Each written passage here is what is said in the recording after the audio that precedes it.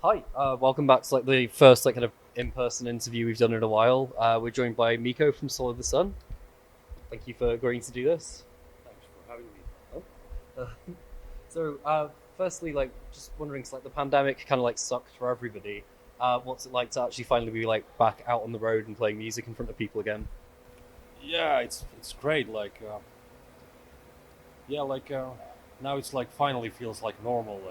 We did short European tour last year, about a year ago, which there was still a lot of restrictions in the venues, and we also did end of 2021. We did 5-week tour in North America, and that was still kind of during the pandemic, so that kind of sucked with everything. And but yeah, now it finally feels somehow almost normal. Yeah, kind of the new normal, or as they're calling it. So you guys have a very recognizable sound. We're wondering, was that something that came about through trial and error, naturally over time, or was that something right from the beginning? You kind of had that mapped out in your head, have that kind of because you sound very different to other Death-Doom bands, and there's a fair bit more melody there as well. Yeah, well, I guess we've been around for quite some time, so over 20 years now, and actually this year our first album came out 20 years ago. So oh wow, so it's been a while, and yeah, I guess I remember when the first album came out. I was 18. Oh so wow, now closer to 40. So of course, I guess the band has grown up during these years, and we've been touring so much all the time, and so I think if we started when we started, our biggest influences were bands like My Dying Bride, and we kind of first aimed for that direction of music. But I think by now we have kind of find our own style, an own sound, and yeah, it's just I guess that we are not young kids anymore, and yeah, I don't know. that's fair. I think the My Dang Bride influence is definitely more prominent on the earlier albums, and kind of I think as time's gone by, especially sort of with Moonflowers Bloom, and that kind of there is a much richer sound to it. And I said, it's far more melodic than initially the kind of crushing doomy sound that you guys initially had. How long since writing When a Shadow is Forced into the Light did it take for you to eventually get in the studio and to record it? Oh, okay. Oh, yeah. So yeah, well, it never. It's never a really long period. Our guitar player Juha usually writes all the music, and he basically, when he finds the inspiration for the album, he usually writes everything in a very short period of time. So I think he wrote the album in maybe 2 weeks. Oh, that's really impressive. But yeah, it's and we don't really plan ahead that much. We make the music when it feels like it's naturally coming out. So yeah, it wasn't so huge process as people might think.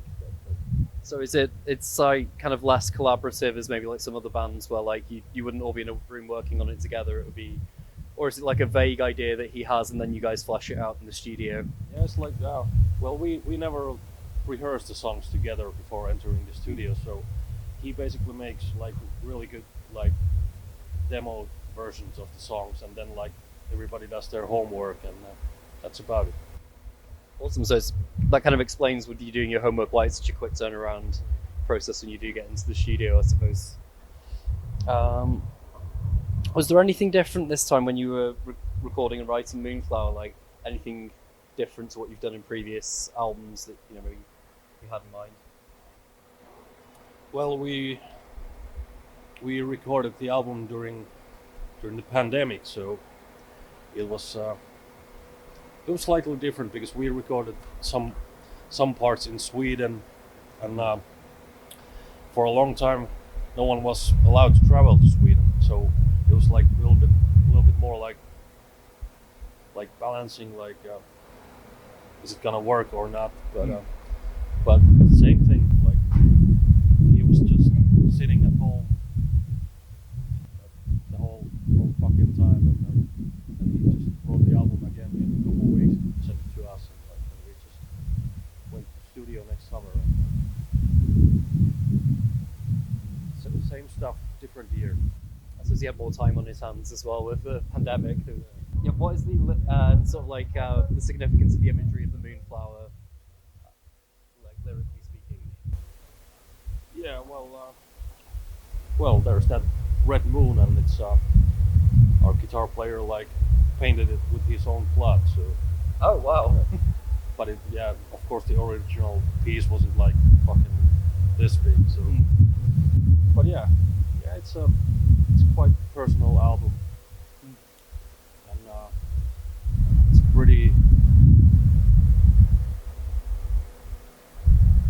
miserable and sometimes even like aggressive album. And, I mean, all the best Doom is miserable though, like in kind of just wallowing in sorrow. And but yeah, it was really personal album for him, and it was kind of like suitable to do some artwork like that for the album.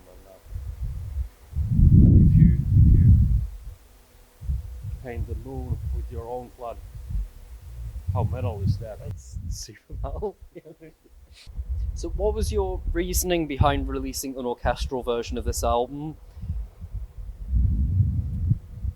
Well, actually, it's we started to use like real strings on the previous album already, because that was the time when our ex-keyboard player quit the band, so we actually kind of like replaced him with like real players and instruments on the album. Was that on One of Shadows, Yeah. Forces the Light? Yeah. So we kind of knew these people who we were going to like use for the Moonflowers album too. So and basically, when you have a good song, it works with whatever instrument. If it's like composed like and arranged really good, you can just play it with like acoustic guitar, and like it's kind of like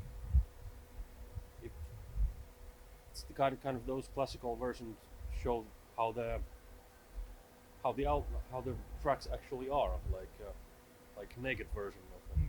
So they're not like distorted guitars, but they work, I think, pretty well. No, it really does, and I know like a lot of bands, especially like earlier on, that I love, like, you know, kind of earlier bands from the 70s did write like pretty much exclusively on acoustic guitars, you know, on the back of buses when they were like on tour, and then when they had like an off season, like go and then record it. So I think the melody and the actual core song has to stand by itself without like distortion. And Absolutely. So, as for the future for Swallow the Sun, do you guys have any like plans of a new album, anything in the works that you kind of excited about that you can tell us about? Well, since COVID-19 fucked up our touring plans, I think we're still keep on touring for the album, at least for this year. Probably doing North America later this year, and but yeah, who knows? Like, we have no plans or what's gonna happen next year, but maybe. Awesome! Thank you very much for agreeing to do this.